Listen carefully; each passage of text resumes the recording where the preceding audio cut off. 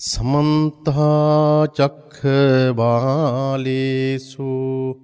अत्रा गच्छन्तु देवता सद्धम्मं मुनिराजस्स सुनन्तु सग्घ मोक्खदं धम्मं श्रवण कालो अयं बदन्ता ධම්මස්සවන කාලෝ අයං බදන්තා ධම්මස්සවන කාලෝ අයං බදන්තා නමෝ තස්ස භගවතු අරහතෝ සම්මා සම්බුද්දස්ස නමෝ තස්ස භගවතු අරහතෝ සම්මා සම්බුද්දස්ස නමෝ තස්ස භගවතු අරහතෝ සම්මා සම්බුද්දස්ස පුත්තාමත්ති ධනං මත්ති ඉති බාලෝ විහඤ්ඤති අත්තාහි අත්තනෝ නත්ති කුතෝ පුත්තා කුතෝ දනන්ති.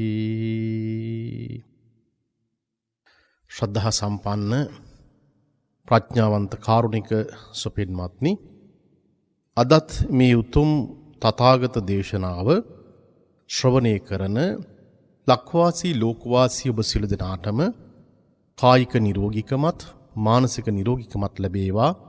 මේ උතුම් ගෞතම බුද්ධ ශාසනයේදීම හැමදෙනාටම චතුරාර්ය සත්‍ය ධර්මයේම අවබෝධය ලැබේවායි කියලා ප්‍රාර්ථනා කරනවා.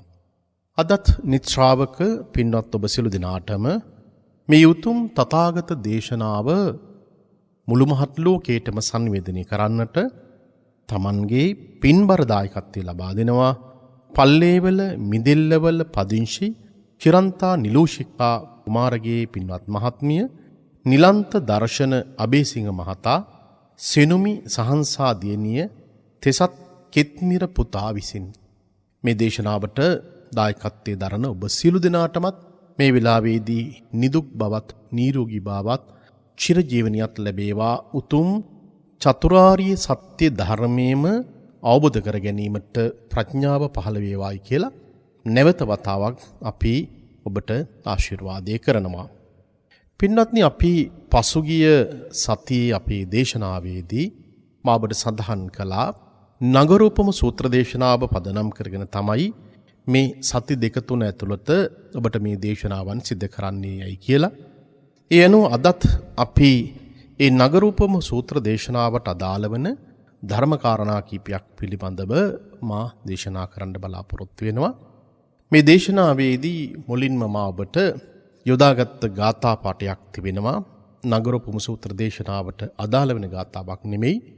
නමුත් මේ මූලික වශයෙන් පූර්විකාවක් විදියට ඔබට මේ කාරණාවන් පිළිබඳව මා සඳහන් කරන්න කැමැතියි. පුත්තා මත්ති ධනම් මත්ති ඉති බාලෝ විහඤ්ඤති අත්තහයි අත්තනෝ නත්ති කුතෝ පුත්තා කුතෝ ධනං මේ ආදි වශයෙන් දේශනාවේ පාදක වෙනවා. ලෝකේ ජීවත් වන මිනිස්සු මට පුත්‍රයෝ ඉන්නවා, මට ධනෙ තියෙනවා කියලා මේ විදිහට තමන්ගේ ජීවිතය තුළ යම් යම් ආකාරයෙහි උදම් අනමින් කටයුතු කරනවා. නමුත් හරි විදිහට බලනකොට තමාට තමාගේ ජීවිතයක්වත් නැහැ. තමාටවත් අයිතිවාසිකම් කියන්න කිසිම දෙයක් ඇත්තේ නැහැ. මේ ලෝකයේ එහෙම කියන මිනිසුන්ට තමන්ට කියලා කොහොමද පුත්‍රයෝ සිටින්නේ? තමන්ට කියලා කොහොමද ධනයක් තියෙන්නේ? මේ මූලික අර්ථය ඔබට මා මුලින්ම සඳහන් කළේ අපට පේනවා ලෝකයේ සෑම මිනිසෙක්ම තමන්ගේ ජීවිතයේ තුළ නිරන්තරයෙන්ම කියන කතාව තමයි මගේ ධනය, බලය, ශක්තිය. සාහි වගේම දුවදරුවන්ගේ තියෙන ශක්තියින් පිළිබඳව. එකිනෙකා තමන්ගේ ජීවිතයේ තුළ කරගත්ත යම් යම් කර්ම ශක්තියින් තිබෙනවා. මේ ලෝකයේ තුළ ජීවත් වන අපි හැම කෙනෙක්ම අපේ ජීවිතයේ තුළ විවිධ කර්මයන් අපි සංසාරය තුළ සිද්ධ කරලා තිබෙනවා. ඒ කර්මානුරූපව කෙනෙකුට තමන්ගේ ජීවිතයේ ලැබෙන දෙයක් තිබෙනවා. කෙනෙකුට තමන්ගේ රූප සම්පත්තිය, විරූපී භාවය, තමන්ගේ ධනෙන් බලයෙන් කුලවලින් තමන්ගේ වංශවත් භාවයන් පිළිබඳව සාමාන්‍ය සම්මතය තුළ තියෙන කාරණාවලදී එකිනෙකාට මේ බොහෝ දේවල් ලැබීම තුළ තමන්ගේ පෙර භවයේ තුළ එන යම් යම් කර්ම ශක්තියින් බොහෝ වෙලාවට පින්වත්නි බලපානවා. ඔබ දන්නවා මේ දින කීපය තුළ ලෝකයේහි බොහෝ වෙලාවට කතාබහට ලක් වෙච්ච කෙනෙක් තමයි එංගලන්තයේ බකින්හම් මාලිගාවේ ජීවත් වුණු අවුරුදු 90කට වඩා වැඩි වයසකින් යුක්ත වූ ඒ බ්‍රිතාන්‍ය මහරැජින අභාවයට පත්වීම. මේ ලෝකයේ තුළ බොහෝ සෙයින් කතා කළා, ලංකාවේ විවිධ මාධ්‍යවල කතා කළා. අපේ ධර්මයේ ශ්‍රවණය කරන වැඩිහිටි අම්මල තාත්තලා දන්නවා එතුමිය පිළිබඳව 1981 හෝ 82 වර්ෂයේදී ඇය ලංකාවට පැමිණෙනවා. ඒ කාලේ හැටියට අපි ඊ타මත්ම කුඩා වයසේදී ඒ මහා රැජින බැලීම සඳහා අපි මහා පාරවල් වලට ඒක රාසි වෙනවා. ඒත් සමගම ඇයට අපි අතවනනවා, නොයෙකුත් දේවල් සිදු කරනවා. ලෝකේ මහා බලවන්ත කාන්තාවක් විදිහට හිටපු ඇය අභාවයටපත් වෙනවා. ඔබ දන්නවා එංගලන්තය වගේ රටක ජීවත් වන පිරිස විශේෂයෙන් ඔබ දන්නවා ඔවුන්ගේ රාජකීය පරම්පරාව කොයි වගේද? ඔවුන්ගේ තුළ තිබෙන්නා වූ සුඛෝභෝගී ජීවිතය, ඒ බොහොමයක් දේවල් පිළිබඳව කතා කරනවා. එහෙම නැත්නම් ඒ හැම කෙනෙකුගේම තිබෙන ඊ타ත්ම අධිසුඛෝභෝගී ජීවිතය වගේම ඔවුන්ගේ බලය පිළිබඳවත් බොහෝ වෙලාවට සාකච්ඡාවට භාජනය කරනවා. දැන් අපිට පේනවා එවැනි රාජකීය පරම්පරාවක ජීවත් වෙච්චි කාන්තාවක් වෙච්චි බලවත් කාන්තාවක් වෙච්චි අයත් තමන්ගේ ජීවිතයේ තුළ සාමාන්‍ය ලෝකයේ තුළ මිනිසෙකුට උරුම වන ධර්මතාවන් ඇයටත් තමන්ගේ ජීවිතය තුළ උරුම වෙනවා. 1982 වර්ෂයේදී ඇය ලංකාවට පැමිණෙන විට ඇය තරමක් දුරට මැදි වයසේ හිටපු කෙනෙක්. ඒ කාලෙදිත් ඇගේ තිබිච්චි රූප සම්පත්තිය සහ ඒ වගේම ඒ පින්වන්ත ස්වභාවය පින්වත්නි ඒ කාලේ ජීවත් වුණු බොහෝ දෙනෙක් දන්නවා. මේ වැඩිහිටි පරම්පරාව අපේ අම්මලා තාත්තලා දන්නවා. තමන්ගේ ජීවිතයේහි වයස අවුරුදු 90ක් ඉක්ම වුණාට පස්සෙත් ඇයට ඇගේ ජීවිතය තුළ තිබිච්චි ස්වභාවීය తত্ত্বය මහලු වීම සාමාන්‍ය මිනිසෙකුට ජීවිතය තුළ අත්වන ජාති ජරා ව්‍යාධි මරණ කියලා කියන ධර්මතාවන් ඒ මහා බලවන්තෝ කාන්තාවටත් ජීවිතයට මුණ පාන්න සිද්ධ වුණා. ලෝකයේ මහා ධනයක් තිබිච්චි, මහා බලවන්තකමක් තිබිච්චි රජ කිරුලක් දලාගෙන හිටපු ඇයට තමන්ගේ ජීවිතය මරණයෙන් ගලවා ගන්නට හැකියාවක් තිබුණේ නැහැ. රාජකීය වෛද්‍යවරු හිටියාට, රාජකීය ආහාර පාන තිබුණාට, තමන්ගේ ජීවිතය තුළ යම් යම් ආකාරයේ ඉහළම රැකවරණයක් තිබුණත් අපට පේනවා ලෝකයේ තියෙන ධර්මතාව කාටත් උරුම වෙච්ච ධර්මතාවක්. ඒ නිසා අපි පින්වත්නි විශේෂයෙන් ඒ කාරණාව පිළිබඳව මා සිහිපත් කළේ ලෝකයේ අපිට ධනීය බලය පුත්තු සහ නොයිකුත් දේවල් තිබුණායයි කියලා. උදම් මනමින් මිනිසු ජීවත් වුණත් ලෝකයේ අපි සියලු දෙනාටම මේ මරණින් ජීවිතේ කෙලවර කරන්න සිද්ධ වෙනවා. 4 රියනක් යට හැම කෙනෙකුටම තමන්ගේ ජීවිතයේ අවසන් ගමන යන්න සිදු වෙනවා. මේ ජීවත් වන කාල පරාසයේ තුල අපිට තිබෙන යම් යම් ආකාරයේහි පුණ්‍ය ශක්තියින් මත, කර්ම ශක්තියින් මත එකිනෙකාගේ ජීවිතේ වෙනස් වෙනවා. එකිනෙකාගේ ජීවිතය තුළ තියෙන ශක්තියින් වලේ සහ සියල්ලක්ම අපි ප්‍රදර්ශනයට ලක් කිරීමක් කරනවා. ඒවා ගැන අපි උදම් මනනවා. නමුත් අවසානයේදී මාරයාගේ වසඟයට යන විට ඒ සියල්ලම අපිට දාලා යන්න සිද්ධ වෙනවා.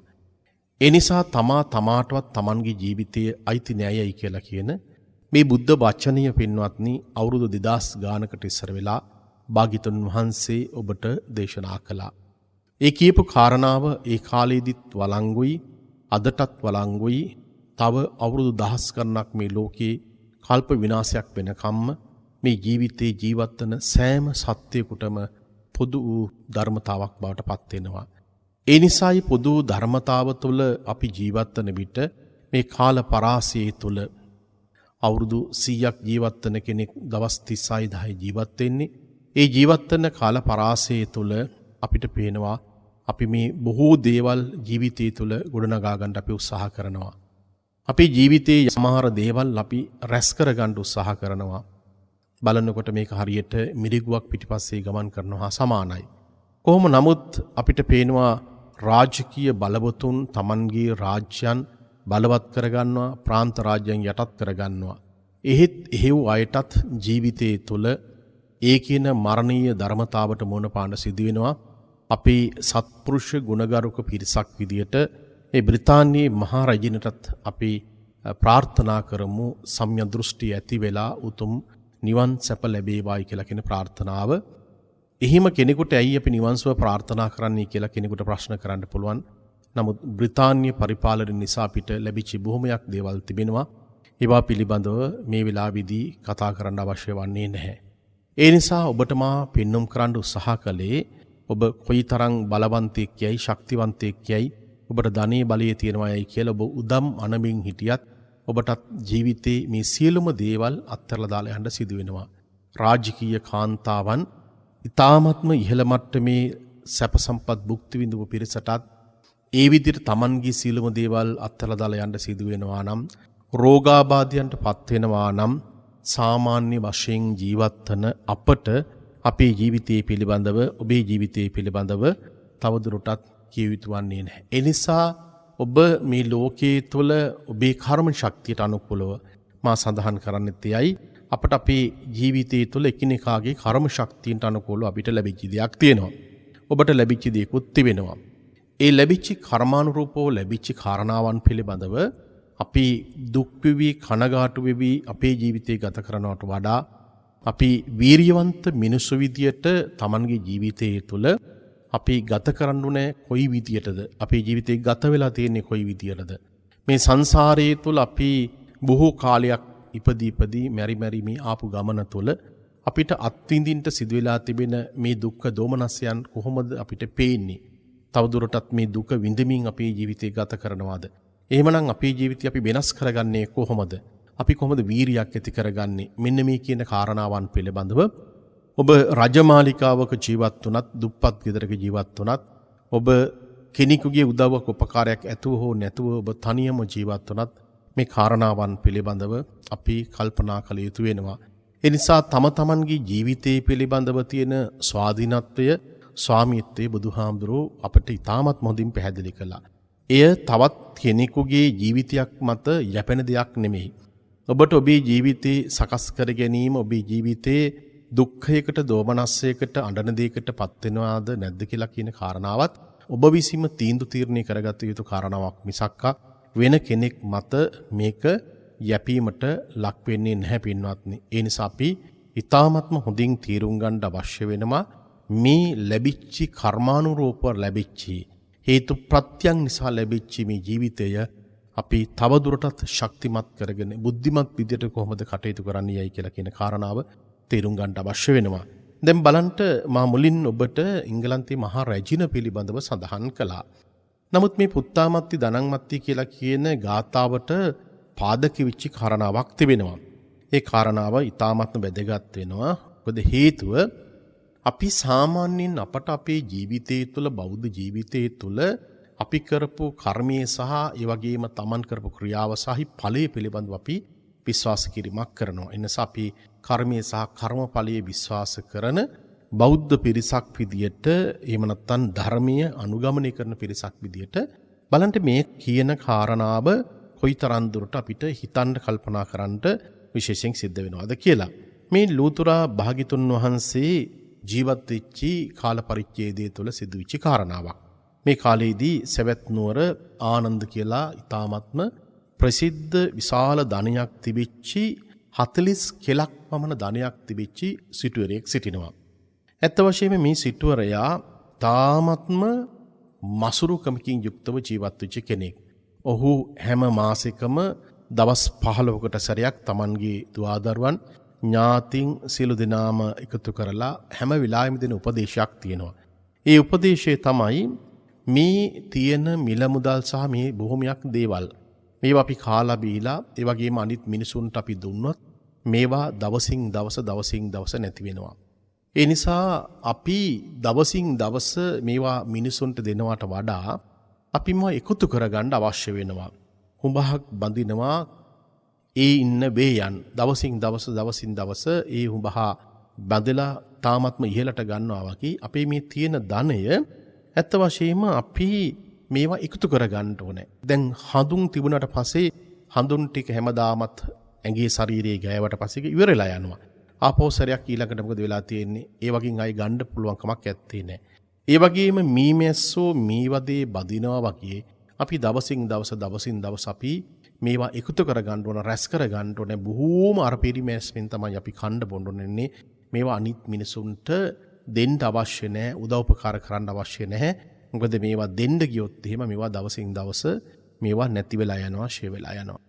දැන් ඔබට පේන වෙති මේ උපදේශය දුන්න උපදේශය තුල මේ ආනන්ද සිටුවරයා ඇත්ත වශයෙන්ම කොයිතරම්නම් මසුරුකමකින් යුක්තව මේවා ගණන් කරමින් සිටිනවාද. සමහරලාට මාසයකට සැරයක් අපිට පේනවා ඔහු තමන්ගේ ඥාතීන්, තමන්ගේ සිටු පුත්‍රයන් මේ ඔක්කොම එකතු කරලා තමයි මේ උපදේශය ලබා දෙන්නේ. හරි අපූර්ව උපදේශයක්.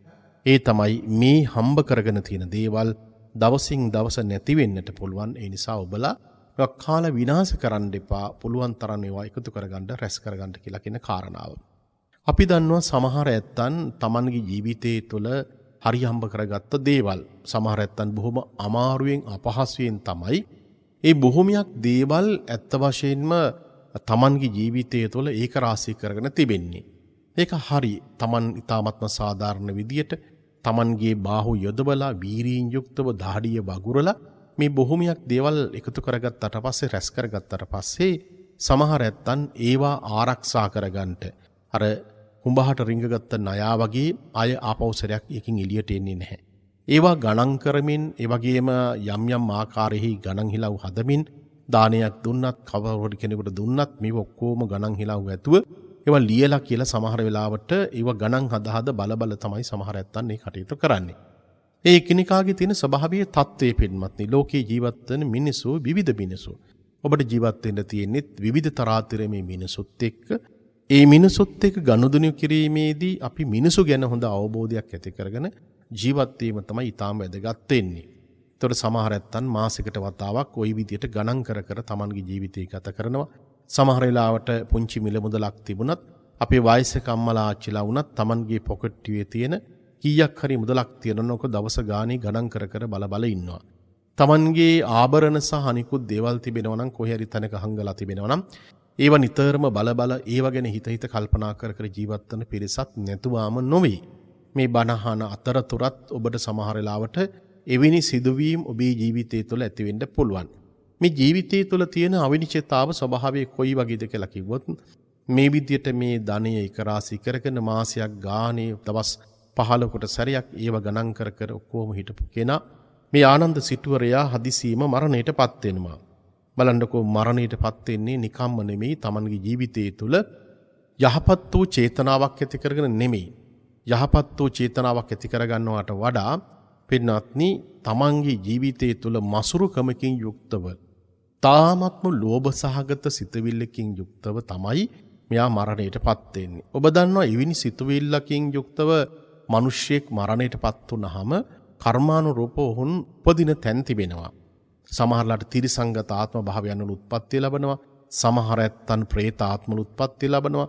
සමහර වෙලාවට Tamanගේ නිවසකට හෝ ගෙදරකට හෝ කිසියම් තැනකට ඊ타ත්ම ආසාවෙන් යුක්තව මැරිච්ච කෙනෙක් ඉන්නවා නම් ඒ තැනක සමහරලාට සියුම් ආත්ම භාවයක් ලබාගත් ශක්තියක් විදියට සමහරලාට උත්පත්ති ලබන්න පුළුවන්. Tamanගේ ගෙදර ඇති කරන බල්ලෙක් විදියට, නැත්නම් වෙනත් සතෙක් විදියට, සතෙක් සර්පෙක් විදියට මේ ඕනෙම ආත්ම භාවයක් ඇතුව ඒත්ව ඉපදිලා ඒ තැන්වල, ඒ නිවාසවල, ඒ ස්ථානවල සමහරලාට läගලා ඉන්නට පුළුවන්කමක් තියෙනවා. දැන් අපිට පේනවා මේ ආනන්ද සිටුවරයා මේ සල්ලි ගණන් කර හිටපු කෙනා ඔහු මරණයටපත් වෙනවා.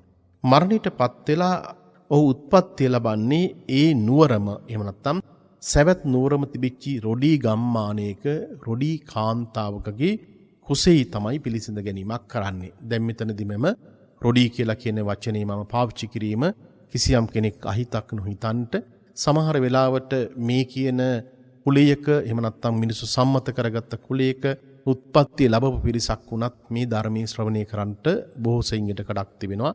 ඒ නිසා ඔබ මේ පිළිබඳව මේ කියන වචනේ පාවිච්චි කළාට කිසිදු ආකාරයක හිත අමනාපයක් ඇති කරගන්න එපා. දැන් මෙතකොට ප්‍රශ්නේ තියෙන්නේ මේ රොඩි ගම්මානයක රොඩි ගෙදරක ඒ රොඩි කුලයක ජීවත් වෙච්ච කාන්තාව කුසේ තමයි මේ ආනන්ද සිටුවරයා උත්පත්ති ලබන්නේ. දැන් බලන්න එතකොට සංසාරයේ තුල මිනිස්සු මේ ආත්ම භාවයන් තුල පවා තාමත්ම ඉහළ මට්ටමේ ධනියන් සැපයන් බලයෙන් යුක්තව ජීවත් වෙච්ච මිනිස්සු සමහර වෙලාවට ওই විදියට විවිධ තැන්වල විවිධ කුල ගෝත්‍රවල උත්පත්ති ලබනවා. දැන් අපි සමහර අටුවාවන් පිළිබඳව කියවනකොට ඒ අටුවාවන් වලින් අපිට පේනවා මේ ලෞකික ධානයන් උපදවාගත්ත සමහර පිරිස මේ ලෞකික ධානයන් පදනම් කරගෙන එහෙම නැත්නම් මේ ලෞකික ධානයන් දුර්වල තත්යකට පත් වුණාට පස්සේ සමහර ඇත්තන්ට අපිට පේනවා ඒත් විවිධ තැන්වල උත්පත්ති ලැබනවා. 이르දියෙන් ගියපු ලෞකික ධානයන් උපදවාගත්ත පිරිසත් තමන්ගේ 이르දියෙන් ගියපු දේවල් පරිහානියට පත්වන අවස්ථාවන්. එහෙම නැත්නම් ඒවා පිරිහීමට පත්වන අවස්ථාවන් පිළිබඳවත් අපේ පොත්පත්වල සඳහන් වෙනවා. ඒ අනුව බලනකොට අපිට පේනවා මේ ආනන්ද සිටුවරයාට අත් වෙලා තිබිච්ච ඉරණම කොයි වගේද කියලා.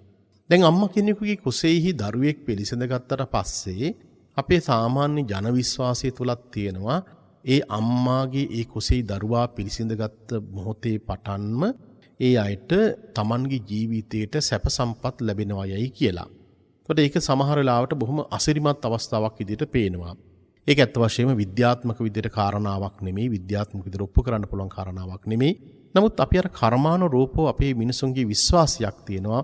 සමහර දරුවන් Tamanගේ කුසෙහි පිළිසිඳ ගත්තට පස්සේ ඇති වෙන ස්වභාවයත් තත්ත්වයක් එක්කම යම් යම් ආකාරයේ වෙනස් වීම ඇති වෙන්න පුළුවන්. දැන් ඒ වෙනස් වෙන ස්වභාවයන් පිළිබඳව දක්වනකොට අපිට පේනවා මේ ආනන්ද සිටුවරයා ඉපදිච්ච ස්ථානයේ පිළිබඳව. එතනදී අපිට පේනවා ඒ රොඩි කුලයක රොඩි කාන්තාව කුසෙහි පිළිසිඳ ගන්නේ. නමුත් ඒ පිළිසිඳ ගැනීමේ පටන්ම ඒ ගමේ ඉන්න මිනිසුන්ට යහපතක් සිද්ධ වෙන්නේ නැහැ. මේ හා සමාන විදියටම කතා ප්‍රවෘත්තියක් අපි දන්නවා ලෝසක තෙරුන් වහන්සේ හා සම්බන්ධ වෙච්ච කාරණාවේදීත් අපිට දක්වන්නට පුළුවන්කමක් තිබෙනවා.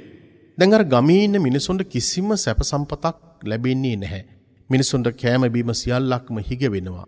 ලෝකයේ පින්වත්නි බලවන්ත මිනිසු ඉපදෙනකොට ඒ බලවන්ත මිනිසු ඉපදෙන අවස්ථාවේදී යම් යම් ආකාරයේහි ලෝකේ සමහර වෙනස් වීම් ඇති වෙලා තිබෙනවා. ඔබ දන්නවා ජේසුස් වහන්සේ උත්පත්ති ලැබපු වෙලාවේදී ලෝකයේ තුල යම් යම් ආකාරයේහි වෙනස් වීම් ඇති වුණා යයි කියලා අපිට පේනවා සමහර අවස්ථාවලදී අපේ පොත්පත්වල සඳහන් වෙලා තිබෙනවා. එතකොට අපිට පේනවා ලෝකේ සමහර ස්ථානවලදී සමහර බලවන්ත මිනිස්සු අපේ ගෞතම බුදුරජාණන් වහන්සේ ලෝකයට බෝසත් කෙනෙක් විදියට සිද්ධාර්ථ කුමාරයා විදියට උත්පත්ති ලැබපු අවස්ථාවේදී ඒ සමහර අසිරිමත් දේවල් ලෝකයේ තුල සිද්ධ වෙලා තිබෙනවා. දැන් මේ විදිහට අපිට පේනවා අපි අන්තර්ජාලය තුල දැක්ක මේවර මහරජින මරණයට පත්වෙච්ච වෙලාවේදීත් ඒ බකින්හැම් පැලස් එකට එහෙම නැත්නම් මාලිගාවට ඉහළ ආකාශයේහි යම් ආකාරයක දේදුණු ස්වරූපයකින් යුක්තව ආකාශයේ වෙනස් වෙලා තිබුණා. එතකොට මේවා සමහරලාට මිනිසුන්ගේ විශ්වාසයන් බවට පත් වෙන්න පුළුවන්. එයයි මා සඳහන් කළේ මේ සමහරලාට මේක විද්‍යාත්මක විදිහට අපිට ඔප්පු කරන්න පුළුවන් කාරණාවක් නෙමෙයි. කොහොම නමුත් මේ ආනන්ද සිටුවරයා මේ රොඩි කොලයක මේ ගෙදරක උත්පත්ති ලැබපු වෙලාවේදී ඒ ගමේ ඉන්න මිනිසුන්ට කන්න බොන්න හිග වුණා. ඒ වගේම මිනිසුන්ගේ තිබිච්ච යහපත සම්පූර්ණයෙන් නැති වෙලා ගියා. මේ ඔක්කොම දේවල් එක්ක අපිට පේනවා යම් යම් ආකාරයේ වෙනස් වීම් මේ ජීවිතයන් තුලත් සිද්ධ වෙලා තිබෙනවා. එතකොට මිනිසු කල්පනා කරනවා ඇත්ත වශයෙන්ම ඇයි මෙහෙම සිදුවීමක් සිදු වුනේ? ඒතර බොහෝ දෙනෙක් කල්පනා කරන මේ ගමේ කවුරු හරි කාලකන්ණි කෙනෙක් ඉන්නවා. මේ විදිහට මිනිස්සු හොයාගෙන යනවා වෙන් කරගෙන යනවා අන්තිමටම තේරුම් ගන්නවා මේ ආනන්ද සිටුවරයා උත්පත්තිය ලැබපු ඒ කුලයේ එහෙම නැත්නම් ඒ ගෙදර එහෙම නැත්නම් තවත් පැත්තකින් ගත්තට පස්සේ අර රොඩි කුලේ කාන්තාවට තමයි මේ දරුවෙක් පිළිසිඳ ගැනීම නිසා මේ විපත්තිකර තත්ත්වය උදා වෙලා තිබෙන්නේ. පින්වත්නි ඒ වෙලාවේදී මිනිස්සු සියලු දෙනාම ඇයව කොන් කරනවා. ඇයව එහෙම නැත්නම් එයා වෙන් කිරීමක් සිද්ධ කරනවා. මේ කාන්තාව අසරණ තත්යකට පත් වෙනවා. මේ කාන්තාව අසරණ තත්යකට පත් වුණාට පස්සේ ඇය ඒ වෙලාවේදී අපිට පේනවා තමන්ගේ කුසේ මේ දරුවා තියාගෙන ඊ타මත්ම අමාරුවෙන් අපහසුයෙන් තමයි තමන්ගේ ජීවිකාව ගෙනියන්නේ. දසමාසයක් යැවෑමෙන් මේ දරුවා උත්පත්ති ලැබනවා. මේ දරුවා උත්පත්ති ලැබපු වෙලාවේදීත් අපිට පේනවා මේ දරුවා අරගෙන මේ අම්මා කෑම හොයාගෙන සිඟවනේ යන විට මේ දරුවා ඉන්න නිසා මේ කාන්තාවට කෑම බීම ලැබෙන්නේ නැහැ. සමහර දවස්වලට මේ දරුවා Tamanගේ නිවසේ තියලා යනවා. ඒ ගියපු දවස්වලට අපිට පේනවා යම් යම් පුජ්‍යලයන්ට යම් යම් ආකාරයේහි මේ අම්මාට උදව් උපකාර ලැබෙනවා. අපේ සාමාන්‍ය මේ ජන විශ්වාසෙත් තියෙන ඇත්ත වශයෙන්ම මේක ගම්වලත් තිබිච්ච කාරණාවක්. ඒ කාරණාව තමයි සමහර මිනිසුත් එක්ක අපි පාරට බැහැලා යනකොට ඇත්ත වශයෙන්ම ඒ දවස වඩාත් සරුසාර තත්යකටපත් වෙනවා. සමහර මිනිසුන්ට කණ්ඩ බොන්න හොඳට ලැබෙනවා. නමුත් සමහර මිනිස්සුත් එක්ක මහා පාරට බැලලා ගියපුවාම ඇත්ත වශයෙන්ම Tamanට වතුරු උගුරක්වත් නොලැබෙන අවස්ථාවන් තිබෙනවා. ඉතින් මේවා විශ්වාසය තුළ අපිට සිද්ධ කරන්න පුළුවන් කියන කාරණාවන්. ඒ නිසා මෙතනත් තියෙන එවැනි විශ්වාසයකට පාදක වෙච්ච කාරණාවක්ම තමයි. දැන් එතකොට අපිට පේනවා මේ පුංචි දරුවා ටික දවසක් යනකොට මේ අම්මා කියන දෙයක් තමයි ඔබට තනියම කාලා බීලා ජීවත් වෙන්න පුළුවන්. ඒ නිසා ඔබ පිගානක් අරගෙන ඔබ යම් යම් තැන්වලට ගිහිල්ලා කාලා බීලා ජීවත් වෙන්න. මේ අම්මා මේ දරුවා අතාරිනවා. දැන් මේ දරුවා අපිට පේනවා යම් කිසි ආකාරයකට තනියම වර්ධනය වෙනවා. තැන් තැන්වලට ගිහිල්ලා කෑම බීම ගන්නවා. ඒ කාලේ හැටියට මේ නුවර යම් යම් තැන්වල දන්සැල් පවත්ලා තියෙනවා. මේ අම්මා කියනවා සමහර වෙලාවට ඔබ ගිහිල්ලා මේ නගරයේහි දන්සැල් තියෙනවා. ඒ දන්සල් වලට ගිහිල්ලා ඒ දන්සල් වලින් ඉල්ලගෙන කන්න. පෙන්නත් අපිට පේනවා මේ දරුවා ඉන්පස්සේ තනින් තැනට ගිහිල්ලා අවසානයේදී මේ Taman ඉපදිලා හිටපු ගෙදරටම මෙයා එනවා. කෑම බීම ඉල්ලාගෙන එනවා. එතකොට අනිත් ප්‍රශ්නේ තමයි ඇත්ත වශයෙන්ම මේ දරුවා ඉපදිච්ච වෙලාවේ ඉඳලම මොහු එක්තරා ආකාරයකට ප්‍රේතිකුගේ ස්වභාවය තිබුණේ. සාමාන්‍ය මිනිසියෙකුට වඩා අංග විකල තත්යකටපත් වෙලා ප්‍රාංශු ආකාරයකට ඉන්න පිසාචිකගේ ස්වභාවයේ තත්ත්වය.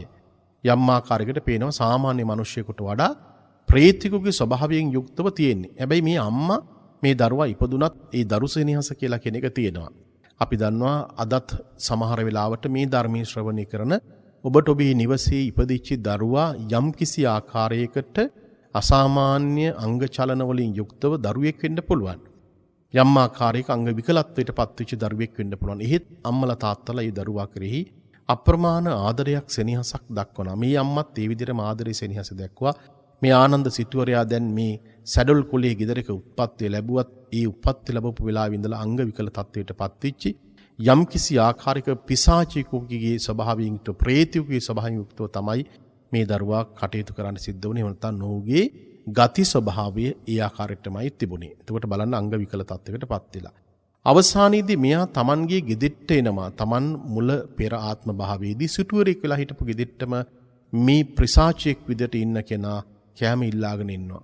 හතර වාසලෙම හිටපු දොරටු වල හිටපු සේවකයන් මෙයාට ගහලා එලවනවා. මෙයා ගහලා කුණු වලකට දැදලා දානවා. බලන්න මොන තරම්නම් මහා විපත්තිකර අවස්ථාවක්ද.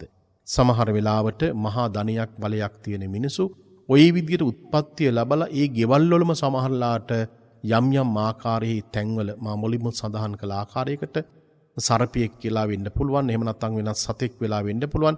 සමහරලාට ගෙදරක හරකෙක් වෙලා සමහරලාට බර අදින හරකෙක් වෙලා උත්පත්ති ලබන්න පුළුවන්. මේවා පින්වත්නි කර්මානුරූපව අපේ භාග්‍යතුන් වහන්සේ අපට දේශනාවලදී අපිට පෙන්වම් කරපු කාරණාවන්. මෙන්න මේ විලාවේදී ලෝතුරා භාග්‍යතුන් වහන්සේ ආනන්ද ස්වාමීන් වහන්සේ සමග මේ මහමඟට වැඩම කරවලා භාග්‍යතුන් වහන්සේට පේනවා Tamanගේ කරුණා දැලට අසු වෙනවා මේ ආනන්ද සිටුවරයා. මිනිස්සු වට කරගෙන ඉන්නවා කානුමක් ඇතුලේ දැන් කුණු කානුවක් ඇතුලේ ප්‍රේතෙක් වගේ මිනිහෙක් ඉන්නවා. ඒ වෙලාවේදී භාග්‍යතුන් වහන්සේ ස්ථානට වැඩම කරවලා මේ ආනන්ද සිටුවරයාගේ තිබිච්ච ස්වභාවයේ தත්ත්වය පැහැදිලි කරනවා. මේ විදිහට මේ කානුවකට වැටිලා ප්‍රේතෙක් වගේ ජීවත් වෙන කෙනා තමයි මේ ගෙදරම හිටපු සිටුවරයා ආනන්ද සිටුවරයා. හතර මහා නිදානයක් තිබුණා. නිදානිය Tamanගේ දරුවන්ට පෙන්න ඒවා කටයුතු කළා. කිසි කෙනෙකුට කිසිම දෙයක් දෙන්න එපා කියලා කිව්වා. ඒ නිසා මේ ආකාරයකට ඊ타ත්ම මසුරු මලකින් යුක්තව දැන් Taman මසුරු වුණා නම් කමක් නැහැ. නමුත් අර ඉන්න මිනිසුත් මේ මසුරු මල ස්වභාවයකට පත් කළා.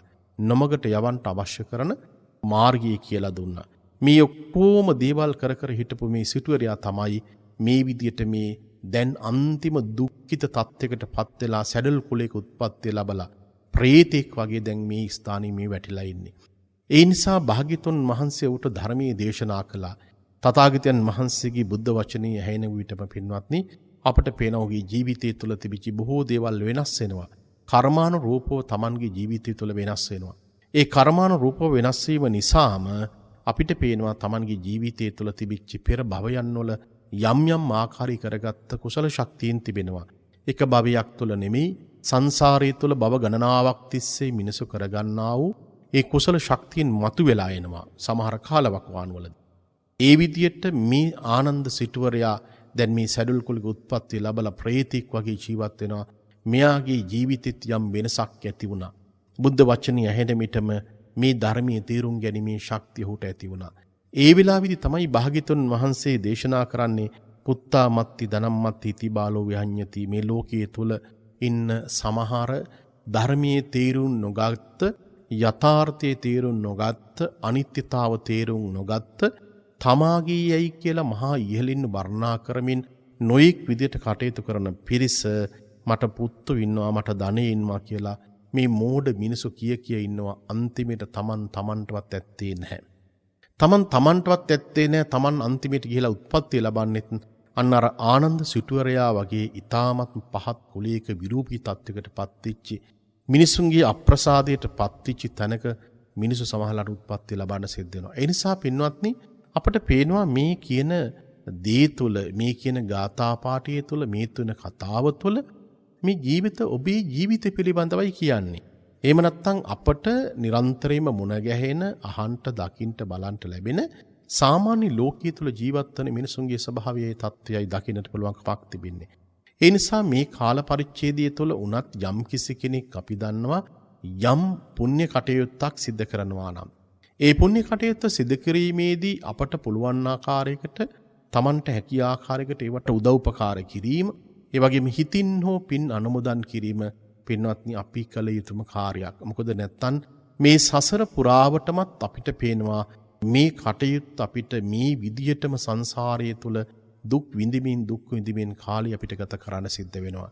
දැන් බලන්න මං මුලින්ම සඳහන් කළා මේ ගෙවන්නෙම අපි එක්තරා ආකාරයකට මහා කර්මයක් අපි මේ ගෙවන්නේ. මේ පෙර සංසාරය තුල කරපු කර්මයක් වෙන්න පුළුවන්. එහෙම නැත්නම් මේ රටේ පාලකයන්ගේ තියෙන කර්මයක් වෙන්න පුළුවන්. කොයි පැත්තකින් වුණත් අපිට පේනවා අපේ ජීවිතය තුළ යම් යම් ආකාරයේ පීඩාකාරී ස්වභාවයන් විඳවීම් ජීවිතය තුළ තිබෙනවා. හැබැයි ධර්මයේ හොඳට තේරුම් ගත්ත කෙනෙක්, ධර්ම අවබෝධය ඇති කරගත්ත කෙනෙක්, ධර්මයේ අපේ ජීවිතයට රැකවරණයක් තිබෙනවා. වෙන කිසිම දෙයක් මගේ ජීවිතේ ඇත්තේ නැහැ. උතුම් තථාගතයන් වහන්සේගේ ධර්මයේ පමණමයි මගේ ජීවිතයට මේ රැකවරණයක් තියෙන්නේ කියලා කියන කාරණාව හිතන කෙනෙක්, කල්පනා කරන කෙනෙක්, Tamanට හිතට දැනෙන, Tamanට පුළුවන්, Tamanට හැකි ආකාරයකට Tamanගේ ජීවිතය තුළ යම් යම් ආකාරයේ පුණ්‍ය ශක්තියින් සිද්ධ කරනවා. ඔබ දන්නවා මේ කාලවකවානුව තුළ සමහර ඇත්තන් අර ආනන්ද සිටුවරයා වගේ සිටිනවා. ඔවුන්ගේ මහා විශාල ධනස්කන්ධයක් සමහරලාට ගණන් කර තවත් කෙනෙකුට කෑම වේලක් හෝ යම් කිසි දානමය පුණ්‍ය කටයුත්තක් සිද්ධ නොකරගෙන ඒවා එක්රැස් කරගනිමින් ජීවිතය ගත කරනවා. නමුත් බලාපොරොත්තු නොවිච්ච වෙලාවක ඒ ඔක්කොම දේවල් අත්හැරලා දාලා මිනිසුන්ට යන්න සිද්ධ වෙනවා. සමහර ඇත්තන් Tamanට මොනතරම් අපහසුකම් තිබුණත් Taman මේ කර්මේ සහ කර්මඵලයේ විශ්වාස කරනවා. Tamanට හැකි ආකාරයකට Tamanගේ පුණ්‍ය කටයුතු සිද්ධ කරනවා. පින්වත්නි මේ කාල පරිච්ඡේදය තුළ භික්ෂුන් වහන්සේලාට ඊ타ත්ම අපහසුයි. සමහර වෙලාවට අපිට පිරිවෙන් පුංචි ස්වාමින් වහන්සේලා හදා වඩාගෙන යන ආයතන මේව පවත්වාගෙන යෑම ඊ타ත්ම අමාරු කටයුත්තක් බවට පත් වෙලා තිබෙනවා. අපි ළඟත් වැඩ ඉන්න පුංචි ස්වාමින් වහන්සේලා 15 නමක් 20 නමක් විතර ඒවා නඩත්ත කටයුතු කරගෙන යෑම, දන්පැන් කටයුතු පූජා කිරීම, මේ බොහෝමයක් දේවල් අපහසුතා මැද්දේ තමයි මේ කටයුතු සිද්ධ කරන්නේ. ඒවා ලංකාවේ බොහෝ විහාරස්ථානවලට පින්වත්නි බලපෑමක් ඇති වෙනවා. සමහර විහාරස්ථානවලට කිසිදු ආකාරයක ලැබීමක් ඇත්තේ නැහැ. සමහර ස්ථානවලට මේ ලැබීම් තිබෙනවා. සමහරලාට ලංකාවේ විවිධ තැන්වල බලපුලුවන් කාරකම් විහාරස්ථාන තිබෙනවා. ඒ තැන් වලින්වත් අඩුම තරමින් සමහරලාට ඒවා බෙදා දීමක් සිදු කරන්නේ නැහැ. ඒවා ඒත් පිළිබඳව සැලකිලිමත් වෙන්නේ නැහැ. අපි ඒවා පිළිබඳව විවේචනය කරන්න අවශ්‍යත් නැහැ. ඒ අයටත් කර්මානුරූපව ලැබිච්ච දෙයක් තමයි තමන්ගේ ජීවිතය තුළ තිබෙන්නේ. ඉදිරි සංසාරයටත් ඒවා කොහොමද කරන්නේයි කියලා කියන කාරණාව ඒත්වම තීරණය කරගත යුතු වෙනවා. පින්වත්නි අද දවසේදී සඳහන් කළ යුතුම කාරණාවක් තිබෙනවා.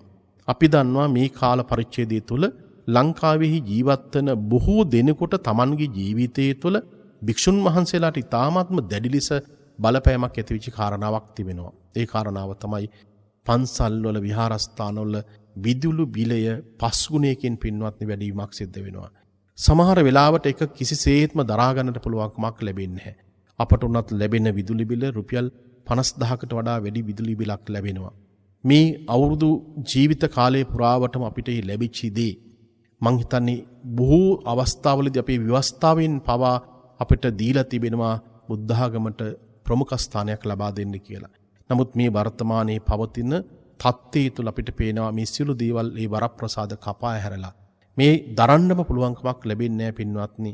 ඉදිරි කාල පරිච්ඡේදයේ තුල අපිට ආලෝකයෙන් අඳුරට ගමන් කරන්නයි සිද්ධ වෙලා තිබෙන්නේ. ඒ නිසා ශාසනීය කටයුතු පවත්වාගෙන යාමටත් ඒ වගේම යම් ආකාරයේ මේ තියෙන ප්‍රතිපහසුකම් වල විශාල ගැටලු සහගත ස්වභාවයන් තිබෙනවා. ඊටමත් අමාරුවෙන් හෝ අපහසුවෙන් හෝ අපිට දන්පැන් පූජා කරන ඔබ සියලු දෙනාටමත් මේ වෙලාවේදී අපි නැවත නැවතත් පුණ්‍යානුමෝදනා කරනවා. කිසියම් කෙනෙකුට හැකියාවක් තිබෙනවා නම් දැන් මේ විදුලි බිල ආරක්ෂා කර ගැනීම සඳහා මේ පවත්වා ගැනීම සඳහා සෝලා කියලා කියන මේ විදුලි පද්ධතියක් සකස් කරගන්න පිළියම් කරන්න අපට හැකියාවක් තිබෙනවා නම් ඒ ඊටමත් වටිනවා. විශාල මුදලක් ඒ සඳහා වියදම් වෙනවා. ඉතින් මේ ධර්මයේ ශ්‍රවණය කරන කිසියම් කෙනෙක් සිටිනවා නම් ඔබට හැකියාවක් තිබෙනවා නම් එවැනි සෝලා විදුලි සූර්ය කෝෂ පද්ධතියක් පූජා කරන්නට මං හිතන්නේ ඒක ඊටාත්ම මේ කාලේ හැටියට වටිනාම පුණ්‍ය කටයුත්තක් බවට පත් වෙනවා. සංසාරයේ තුල ධර්මයේ තුල සඳහන් කරන්නේ දීපදෝ හෝති චක්කුදෝ. ඔබට තමන්ගේ ජීවිතයට ප්‍රඥාව ලැබෙනවා පහන් ආලෝකයක් පූජා කිරීමෙන්. ඒ නිසා ඔබට එවැනි ශක්තියක් තිබෙන කෙනෙක් සිටිනවා නම් අපිට ආමන්ත්‍රණය කරන්න පුළුවන් නම් අපිට හැකියාවක් තිබෙනවා ඒ කටයුතු සහ සම්බන්ධ කරගනිමින් මේ පවත්වා ගැනීම කටයුතු සිදු කරන්න. ඒ නිසා මේ සමහර වෙලාවට කෙනෙක් වැරදි විදිහට තේරුම් ගන්න එපා. මේ කාල පරිච්ඡේදයේ තුළ තියෙන අපහසුතාව පිළිබඳවයි මා ඔබට සඳහන් කළේ. ඒ නිසා පින්වත්නි ඒ කාරණාව පිළිබඳව සිහිපත් කරමින් නැවතත් අපි වඩාත් කැමැති අපේ ධර්ම දේශනාව පිළිබඳව නැවතත් මෙනෙහි කරන්න. දැන් ඔබට මා සඳහන් කළා ගියවර දේශනාවේදී මේ දිනවල අපි වැඩිපුර සාකච්ඡාවට භාජනය කරනවා කියලා නගරූපම සූත්‍ර දේශනාව. මේ නගරූපම සූත්‍ර දේශනාවේ තිබිච්ච සංක්ෂිප්ත ස්වභාවය පිළිබඳව මම නැවතත් ඔබට දේශනා කරන්න කැමැති. අපි දන්නවා ලෝකේ බලවන්ත මිනිසු අද දේශනාවට පාදක කරගත්ත ඒ මහා රැජින පිළිබඳවත් මුලින් සඳහන් කරපු අවස්ථාවේදී ඒ රැජින පවා Taman ජීවත් වෙච්ච ස්ථානයට යන්නට කිසියම් කෙනෙකුට අවශ්‍ය නම් ඒ මුර කපුළු රාශියකින් තමයි යන්නට සිදුවන්නේ. එහෙම කෙනෙකුට Tamanට හිතුමන අපිට ගිහිලා ඒව මුණ ගැහෙන්න හැකියාවක් ඇත්තේ නැහැ. අවස්ථා දෙකකදීම ඇය Tamanගේ ජීවිත තර්ජනයකට මුණ පාන්න සිද්ධ වුණා. එහෙම නැත්නම් ඇගේ ජීවිතේ විනාශ කරන්න අවස්ථා දෙකකදීම පෙළඹුණා. ඒ නිසා Tamanගේ ආරක්ෂාව වඩා තහවුරු කරගෙන තමයි ඇය ජීවත් වුනේ. එතකොට කෙනෙකුගේ තියෙන මේ බලවන්තකම් අනුව Tamanගේ ජීවිතේට ඒ වගේ රැකවරණයක් යොදා ගන්නවා. දැන් අපි නගරූපම සූත්‍ර දේශනාවේදී සඳහන් කළේ කිසියම් රජ කෙනෙක් සිටිනවා නම් ඒ රජතුමා Tamanගේ රාජ්‍යත්වය ආරක්ෂා කර ගැනීම සඳහා අපිට පේනවා මේ ආකාරයකට බල කඳවුරු එහෙම නැත්නම් ආරක්ෂක මුර කපොළු 7ක් යොදාගෙන තමයි ඔහු ජීවිතය ගත කළේ. මා නාමික වශයෙන් සඳහන් කරලා අපි ගියවර ඔබට අවසන් කරපු කාරණාවෙන් අපි ඒක ඊළඟට පැහැදිලි කරලා දෙන්න කැමැති. විශේෂයෙන් මේ නගරයේහි මේ රජතුමාගේ නගරයේහි ආසන්නෙම එහෙම නැත්නම් Tamanගේ බලකොටුව පටන් ගන්නා ස්ථානයේම ලොකු ගල් කණුමක් සිටවලා තිබෙනවා. ඒ ලොකු ගල් කණුවේ මුදුනේහි කොඩියක් සකස් කරලා තිබෙනවා. ඒ කොඩිය තියෙන තැනම ආරක්ෂක මුරක්ෂ බෙලෙක් සිටිනවා. හේතුව මොකද ඒ ඈතින් එනවා නම් සතුරන් බලාගන්න. මේක තමයි පළවෙනිම ආරක්ෂක බලකොටුව විදියට එහෙම නැත්නම් වලල්ල විදියට දක්වලා තිබෙන්නේ. ඉන්පස්සේ අපිට පේනවා මේ නගරයේ වටා මේ රාජධානිය වටා ආරක්ෂාව සඳහා දිය අගලක් හදලා තියෙනවා. හැබැයි මේ දිය අගල නිකන් දිය අගලක් නෙමේ. මේ දිය අගලේහි ඊ타ත්ම ඡණ්ඩ පරිසෝ එහෙම නැත්නම් මිනි කන කිඹුලන් ආදී භයානක සත්‍යයන් දාලා සිටිනවා. මොකද යම් කිසි කෙනෙක් මේ නගරයට රජතුමා ඉන්න තැනට එනවා නම් අනිවාර්යයෙන්ම මේ දිය අගලෙන් බැහැලා එන්න සිද්ධ වෙනවා. ඒ එන වෙලාවට මේ ඉන්න සතුන්ගේ ගොදුරක් බවට පත් වෙනවා. ඒත් එක්කම ඒ දිය අගල ආසන්නයේම ඊ타ත්ම ශක්තිමත් ආකාරයකට පුළුල් පාරක් යොදලා තිබෙනවා. ඉන්පස්සේ අපිට පේනවා මේ ඇතුළත අවශ්‍ය වෙලාවකට ගන්නට පුළුවන් ආකාරයකට නවීන පන්නේ තිබෙන අවි ගබඩාවක් සකස් කරලා තිබෙනවා. ඊට පස්සේ අපිට පේනවා මේ අවි ගබඩාවෙන් පස්සේ ඇත් අස්රිය පාබල කියලා කියන චතුරාංගිනී සේනාව ස්ථාපිත කරලා තිබෙනවා. මේ හේතුව මොකද ඕනෑම සතුරු සේනාවක් පරාජයට පත් කරන්න පුළුවන් ශක්තිමත් කණ්ඩායමක් විදිහට තමයි මේ චතුරාංගිනී සේනාව දක්වලා තිබෙන්නේ. ඊළඟට අපිට පේනවා මේ රාජධානියට ඇතුළු වෙන තැන ආරක්ෂාවට ඉතාමත්ම ජව සම්පන්න නිර්භීත ආකාරයකට දොරටු පාලකෙක් තියෙනවා. ඊළඟට අපිට පේනවා අවසානයේදී මේ රජතුමා ආරක්ෂාකාරී විදියට තමන්ගේ ජීවිතේ කැමැත්තකින් යුක්තව ජීවිතය ගත කරනවා. දැන් මේ කියපු කාරණාවන් හතම ලෞතුරා බුදුරජාණන් වහන්සේ අපට පින්වත්නි දේශනා කරන්නට යෙදුනේ අපට අපේ ජීවිතේට තබාගත යුතු සකස් කරගත යුතු ආධ්‍යාත්මික රැකවරණයන් හතක් විදියට දේශනාවේ සඳහන් කළා. ලෝකේ බලවන්ත මිනිසු ශක්ති සම්පන්න මිනිසු යම් ආකාරයකින් තමන්ගේ ජීවිතයේ තුළ මේ විදියට මේ ආරක්ෂක කවුළු සකස් කරගෙන පිළියෙල කරගෙන තිබුණත් හැබැයි මිනිසුන්ට තමන්ගේ ජීවිතයේ තුළ ආධ්‍යාත්මික වශයෙන් කිසියම් රැකවරණයක් නැත්තම් ඒ ආධ්‍යාත්මික වශයෙන් රැකවරණයක් නැති තැන මිනිස්සු එක්තරා ආකාරයකට ආධ්‍යාත්මික වශයෙන් පරාජිත තත්ත්වයකට පත් වෙනවා. ඒ නිසා ලෝකේ බලවන්ත මිනිස්සු මේ විදිහට මේ ආරක්ෂක බලවලු දමාගෙන ජීවත් වුණත් ඒ ඇත්තන්ටත් ඇත්ත වශයෙන්ම එක්තරා ආකාරයකට තමන්ගේ ජීවිතය ගත කරන්න සිද්ධ වෙන්නේ බයකින් සැකයකින් යුක්තවයි. බලන්න දැන් පළවෙනි කාරණාව විදිහට ඔබට මා ගිය සතියේ පැහැදිලි කළා. අර රජතුමාගේ රාජධානියේ ආරම්භ වන ස්ථානයේම ඊ타ත්ම ශක්තිමත් ආකාරයකට ගල් කණුමක් තිබෙනවා. ඒ ගල් කණුව මුදුනේහි කොඩියක් ගහලා තිබෙනවා. ඒ වගේම ආරක්ෂක සෙබළෙක් සිටිනවා හතර දිශාව බලාගෙන. මේ ගල් කණුව කිසිසේත්ම මොන හේතුවක් නිසාවත් කිසිම කෙනෙකුට මේක සොලවලා බිම දාන්න හැකියාවක් ඇත්තේ නැහැ. ඒ තරම් ශක්තිමත් ස්වභාවයක් තියෙනවා. එතකොට මේ පළවෙනි කාරණාව විදියට දේශනාවේ පැහැදිලි කරන්නේ පින්වත්නි, එය මිනිස්සුගේ ජීවිතය තුළ බෞද්ධ ජීවිතය තුළ අපි ඇති කරගත යුතු ශ්‍රද්ධාව පිළිබඳව තමයි අපි එතනදී පෙන්වමු කොට වදාළේ. ඒ සද්ධාව ඔබට මා විස්තර කිරීමක් කළා. අමූලික සද්ධාව සහ ආකාරවති සද්ධාව කියලා කියන්නේ කරුණු හරියාකාරව නිසියාකාරව අපට අපේ ජීවිතයේ පිළිබඳව අවබෝධයකින් යුක්තව ඇති කරගන්න ශ්‍රද්ධාව තමයි තාමත්ම වැදගත් වෙන්නේ. මොකද හේතුව අපට පේනවා අපට අපේ ජීවිතයේ තුළ මේ කියන ස්වභාවයේ මේ කියන தත්ත්වයේ බොහෝ වෙලාවට ඇත්තේ නැහැ. කරුණු හරියට අවබෝධ කරගෙන ඔබට ඔබේ ජීවිතයේ ඒ ශක්තිමත්භාවය ගොඩනගා ගන්න පුළුවන් නම් ඉතාමත් වටිනවා. අපි අභිධර්මයේ පිළිබඳව සඳහන් කරන විටත් සඳහන් කරන්නේ ඉතාමත්ම සතුරු සිතින් යුක්තව කිසි කෙනෙකුගේ බලපෑමක් නැතුව එහෙම නැත්නම් බල කිරීමක් නැතුව ඔබම හිතලා ප්‍රඥාවකින් යුක්තව කටයුතු කරන්න පුළුවන් නම් පින්වත් මේ ඉතාමත්ම වටිනා කාරණාවක් බවට පත් වෙනවා. දැන් බලන්න මෙතනදී මේ සඳහන් කරපු කාරණාවේදී භාග්‍යතුන් වහන්සේ දේශනාවේදී පැහැදිලි කිරීමක් කරන්නේ ලෞතුරා බුදුරජාණන් වහන්සේ පිළිබඳව උන්වහන්සේගේ ඥානයන් පිළිබඳව ඇති කරගන්නා අවබෝධය. අපි බොහෝ වෙලාවට අපේ ජීවිතයේ තුළ හැම වෙලාවක් තුළදීම අපි නවරහදී බුදුගුණ පිළිබඳව මෙනෙහි කිරීමක් කරනවා. දැන් මෙතනදී තවදුරටත් පැහැදිලි කිරීමක් කරනවා භාග්‍යතුන් වහන්සේගේ තිබෙන මේ දැනීම පිළිබඳව. අපි මේකට වචනයක් පාවිච්චි කරනවා විද්‍යා කියලා කියන වචනේ පාවිච්චි කරනවා. අපි සමහර වෙලාවට අපි විද්‍යා කියන වචනේ පාවිච්චි කරනවා, විද්‍යා කියන වචනේ පාවිච්චි කරනවා. කොයි පැත්තෙන් ගත්තත් මේකේ තියෙන සාමාන්‍ය අර්ථය තමයි කිසියම් දෙයක් පිළිබඳව ඊ타ත්ම තත්තු පරිද්දෙන් තිබෙන ස්වභාවයෙන් යුක්තවම ඇති කරගන්නා අවබෝධය.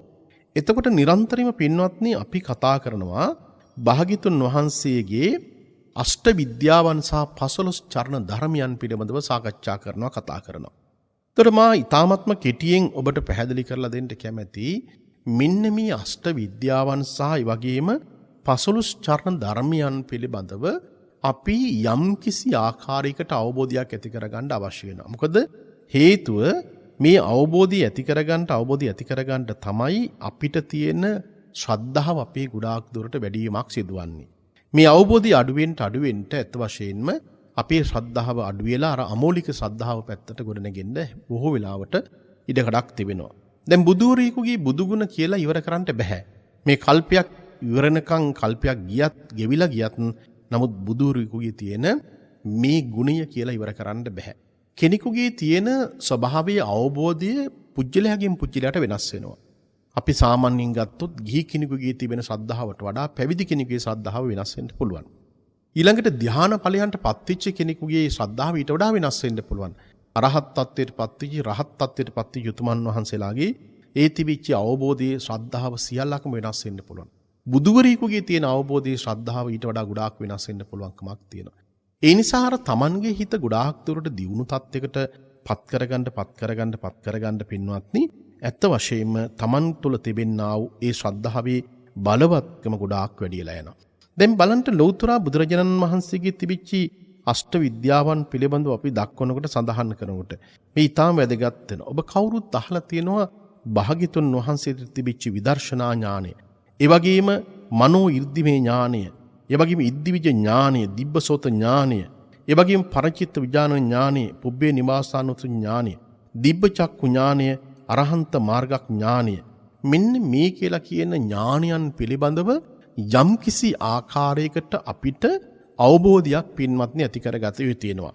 ඊළඟට අපිට පේනවා භාග්‍යතුන් වහන්සේගේ 15 චරණ ධර්මයන් පිළිබඳව සඳහන් කරන විට ප්‍රාතිමෝක්ෂ සංවර සීලය, එවැගේම ඉන්ද්‍රිය සංවර සීලය, එවැගේම භෝජනී මත්ඤ්‍යතාව, ජාගරියානු යෝගය, ශ්‍රද්ධාව, කිරිය, එවැගේම ඔත්තප්පේ, බහුශ්‍රත භාවය, වීරිය, ස්මෘතිය, ප්‍රඥාව, එවැගේම චතුත්ථ ධානයේ දක්වා එහෙම නැත්නම් ප්‍රථම ධානයේ, ဒုတိ ය ධානයේ, තෘතිය ධානයේ, චතුත්ථ ධානයේ කියලා කියන්නේ.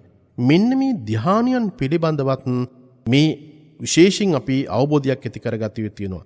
දැන් ඔබට තේරෙනු ඇති භාග්‍යතුන් වහන්සේගේ තිබිච්ච මේ එක ඥානයක් පිළිබඳව අපිට බොහෝ වෙලාවට දීර්ඝ විදිහට අපිට සාකච්ඡා කරන්න පුළුවන්. නමුත් අපිට මේ තිබෙන කෙටි කාල සීමාව තුළ, කෙටි කාල පරාසය තුළ අපට අපේ ජීවිතය පිළිබඳව යම් අවබෝධයක් ඇති කරගෙන ප්‍රමාණවත් වෙනවා. නමුත් දීර්ඝ වශයෙන් ඔබට ඒ පිළිබඳව අපේ පොත්පත්වල සඳහන් වන කාරණාවන්. මේ ඥානයන් පිළිබඳව බොහෝ වෙලාවට අපේ බලංගොඩ ආනන්ද මෛත්‍රී ස්වාමීන් වහන්සේගේ පොත්පත්වල, ඒ වගේම විශේෂයෙන් රේණුකාණී චන්දිමල ස්වාමීන් වහන්සේගේ පොත්පත්වල ඊ타මාත්ම සරල ආකාරයකට, දීර්ඝ ආකාරයකට පින්වත්නි මේවා විස්තර කරලා තිබෙනවා. ඒ අවබෝධය අපිට ඊටම වැදගත් වෙන හේතුව මොකද? මෙන්න මේ අෂ්ට විද්‍යාවන් සහ 15 චරණ ධර්මයන් පිළිබඳව කිසියම් කෙනෙක් අවබෝධය ඇති කරගන්නකොට, අපි උදාහරණයක් විතර ගත්තොත් එහෙම මා ඔබට ඉදිරි දේශනාවකදී මේවා කෙටියෙන් සඳහන් කරන්නම්. මොකද අපිට සතියක් දෙකක් ඇතුළත මේ නගරෝපම සූත්‍ර දේශනාවේ අවශ්‍ය කරන ධර්ම කාරණාවන් අපිට කියලා අවසන් කරගන්න අවශ්‍ය වෙනවා. අපිට අද ඒ සඳහා ලොකු ඉඩකඩක් වෙන් කරගන්න බැරි වුණා. නමුත් උදාහරණයක් විතර ගත්තොත් එහෙම විදර්ශනා ඥානය පිළිබඳව දක්වන කාරණාව. දැන් මේක ඉතාමත්ම වැදගත් වෙනවා. මොකද මේ විදර්ශනා ඥානය පිළිබඳව අවබෝධය හේතුව කුමක්ද? මේ නාම රූප ධර්මතාවන් වල තිබෙනා වූ අනිත්‍ය ස්වභාවය පිළිබඳව ඇති කරගන්නා අවබෝධය. ඒකට ලෞතර බුදුරජාණන් වහන්සේට මේ නාම රූප ධර්මතාවන් පිළිබඳව උන්වහන්සේගේ ඥානය සමාන වෙන්නේ තවත් බුදු කෙනෙකුට පමණමයි. සාමාන්‍ය කෙනෙකුට වෙනත් ඵලයන් ලබාගත් කෙනෙකුට නෙමෙයි. ඒ විදර්ශනා ඥානය සම කරන්නට පුළුවන්කමක් තිබෙන්නේ තවත් ලෞතර බුදුරජාණන් වහන්සේ නමකටමයි. දැන් බලන්න අපි භාවනාව සිද්ධ කිරීමේදී අපි නිරන්තරයෙන්ම සඳහන් කරනවා සමත භාවනාව සහ විදර්ශනා භාවනාව පිළිබඳව. ඒකට සමත භාවනාවේදී ඔබේ චිත්ත ඒකාග්‍රතාවක් ඇති කරගන්න පුළුවන්කමක් තිබෙනවා. පංච නීවරණ ධර්මයන් යටපත් කරලා ඔබේ හිත සමාධි සහගත ස්වභාවයකටපත් වෙලා, ඔබේ සිත සමාධි ඵලයන්ටපත් වෙලා ඒ සමාධිය තුළ Tamanගේ හිත දියුණු කරගෙන යන්න හැකියාවක් තිබෙනවා. නාම රූප ධර්මතාවන් පිළිබඳව අපි මෙනෙහි කරනකොට අපි විදර්ශනා භාවනාවට අපි යොමු වෙනවා. විදර්ශනා භාවනාව දර්ශනය කියලා කියන්නේ සාමාන්‍ය දැකීම. බී කියලා කියන්නේ භාෂාවේ උපසර්ග පදයක්. ඒකට විදර්ශනාව කියලා කිව්වට පස්සේ සාමාන්‍ය වශයෙන් පේන දෙයට වඩාත් ගැඹුරින් යම් කිසි දෙයක් පිළිබඳව ඇති කරගන්නා ධර්මතාව. ඒ තමයි මේ නාම රූප ධර්මතාව පිළිබඳව මෙනෙහි කරන එක. අපේ මේ පංචස්කන්ධේම තිබෙන අපි රූප වේදනා සංඥා සංකාර විඥානන් කියලා කියන මේ නාම රූප ධර්මතාව ඊ타මත්ම සියුම් ආකාරයකට මේක ඇති වෙන එක, පවතින එක, නැති වෙන එක, මේ සියල්ලක් තුළදීම අපිට පේනවා අනිත්‍යතා දර්ශනයට යටත් වෙලා තිබෙන්නේ. මේ අනිත්‍යතා දර්ශනීය තුළ තිබෙන කාරණාවන් පිළිබඳව ඊ타මත්ම සියුම් ආකාරයකට, ඊ타මත්ම ගැඹුරු ආකාරයකට මේක තේරුම් කරලා දුන්නා. ඒකට මේක තේරුම් කරලා දෙන්න නම් පින්වත්නි අපිට පේනවා Tamante අවබෝධය Tamanගේ ජීවිතය තුළ තිබෙ වෙනවා. භාග්‍යතුන් වහන්සේ පින්වත්නි මේ දේශනාවේදී පැහැදිලි කරන්නේ උන්වහන්සේගේ ඥානීය තුළින් අපට පෙන්වම් කොට වදාලේ මේක අලුතින් නිර්මාණය කරපු දෙයක් නෙමෙයි. ලෞතුරා බුදුවරු ලෝකයට පහළ වෙලා ධර්මයේ දේශනා කළේ මේක මනුෂ්‍යයාගේ ජීවිතයට ඇස නොගැටුණු දෙයක් මේක. මිනිස්සු අවබෝධ නොකරගත්ත දෙයක්. මේකේ ලෝකයේ තියෙන ධර්මතාවක් බුදුවරු ලෝකේ පහළ වෙන්නත් ඉස්සර වෙලා මේ ධර්මතාව කියලා කියන කාරණාවක් තිබුණා. දැන් අපි උදාහරණයක් විතර ගත්තොත් ජාතිපි දුක්ඛ, ජරාපි දුක්ඛ, ව්‍යාධිපි දුක්ඛ, මරණම්පි දුක්ඛං කියලා කියන මේ පංච උපාදාන දුක්ඛ කියලා කියන මේ පංචස්කන්ධෙම දුකක් යයි කියලා කියන ධර්මතාව ලෝකේ බුදුවරු අමුතෙන් නිර්මාණය කරපු දෙයක් නෙමෙයි. නමුත් මිනිසුන්ට තේරුම් ගන්නට බැරුව සංසාරයේ තුල ඉපදී මෙරි මේ ගමන ආවා. මිනිස්සු අඬන එක, වැළපෙන එක, ශෝකයටපත් වෙන එක, විවිධ දුක්ඛ දෝමනස්යන්ටපත් වෙලා මේ ගමන කෙලවරක් නැතුව මිනිස්සු සසර භවයේ ප්‍රාර්ථනා කරමින් ගමන් කරනවා. ඒතකොට මේක මහා ගිනි ගොඩක් බවට පත් වෙලා තිබුණේ. ඔබට පේරම ඇති, ඔබට අත්දකින්නෙම ඇති, ඔබට ඔබේ ජීවිතය තුළ මොනතරම් ඔබ ගිනි ගොඩක් විදියට මේක ජීවිතේ ගත කරනවාද?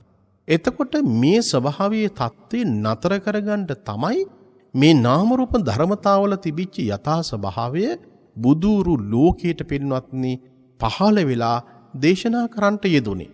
එතකොට ඒක අපි හරි අවබෝධයෙන් යුක්තව තේරුම් ගන්න අවශ්‍ය වෙනවා. එතකොට බුදුවරයෙක් Tamanගේ උතුම් සම්මා සම්බුද්ධත්වයේ තුළ මේ උතුම් ඥානයන් නැති කරගෙන ඒ ඥානයන් තුළින් මේ නාම රූප ධර්ම තුළ තිබිච්ච ගැඹුරු ස්වභාවයේ සියුම් ස්වභාවය අවබෝධ කරගත්තා. එතකොට භාග්‍යතුන් වහන්සේ අපිට ඒ උතුම් නාම රූප ධර්මතාවල තිබෙනා වූ ස්වභාවයේ தත්ත්වය අනිත්‍යතා සංකල්පය අපිට කියලා දුන්නා. දැන් බලන්න කිසියම් කෙනෙක් ඒ අවබෝධය Tamanගේ ජීවිතය තුළ ඇති කරගන්නවා නම් ඒ ඇති කරගන්නකොට Tamanට මාර්ග උපදේශකයන් වහන්සේ බවට පත් වෙන්නේ ලෞතුරා භාග්‍යතුන් වහන්සේ.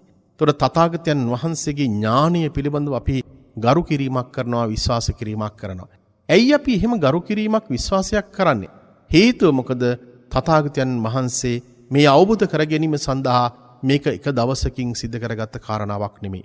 සංසාරයේ පුරාවටම දසපාරමිතා ධර්මයන් පූර්ණත්වයට පත් කරගනිමින් Tamanගේ ජීවිතය තුළ අප්‍රමාණ කැපකිරීමක් සිද්ධ කළා. අප්‍රමාණ විදිහට වෙහෙස වුණා. මේ අවබෝධය ඇති කරගන්නට යන ගමනේදී නොයෙක් බාධකවලට, කරදරවලට, නිന്ദා අපහාසවලට ජීවිතේ මුණ පාන සිද්ධ වුණා. ජීවිතයේ නැති වෙන තරමටම සමහර තර්ජනවලට උන්වහන්සේගේ ජීවිතේ මුණ පාන සිද්ධ වුණා. හැබැයි තථාගතයන් වහන්සේ මේ අවබෝධය ඇති කරගත්තා. එතකොට මේ උතුම් අවබෝධය කියලා කියන්නේ මේ නාම රූප ධර්මයන් පිළිබඳව තිබෙන මේ විදර්ශනා ඥානය කියලා කියන්නේ පින්වත්නි ලෝකේ සනාතනික ධර්මතාවක්. ඒ ධර්මතාවයෙන් මිදෙන්න අවශ්‍ය කරන මගයි භාග්‍යතුන් වහන්සේ අපිට ලබා දුන්නේ. අපි අන්න තථාගතයන් වහන්සේ පිළිබඳව විශ්වාසයක් ඇති කරගන්නකොට එතකොට මේ විශ්වාසයේ තුල අපිට පේනවා විශාල පැහැදීමක් අපට අපේ ජීවිතය තුළ ඇති වෙනවා. ඒ පැහැදීම කියලා කියන්නේම ඔබේ සිත් තුළ තිබෙනා වූ අකුසල චෛතසික ධර්මයන් අයින් වෙලා Tamanගේ ජීවිතය තුළ කුසලයට බලවත් වෙච්ච ස්වභාවයක් තත්ත්වයක් ඇති කරගන්නවා. එතකොට අපි භාග්‍යතුන් වහන්සේගේ උතුම් ගුණය කියලා කියන්නේ මේ විශ්ව ශක්තිය තුළ තිබෙන කාරණාවක්. මේ විශ්වය තුළ පවතින කාරණාවක්. දෙවි බඹුන් පවා භාග්‍යතුන් වහන්සේට වන්දනාමාන කරමින් ඒ උතුම් ඥානයන්ට ගෞරව කිරීමක් සිද්ධ කළා.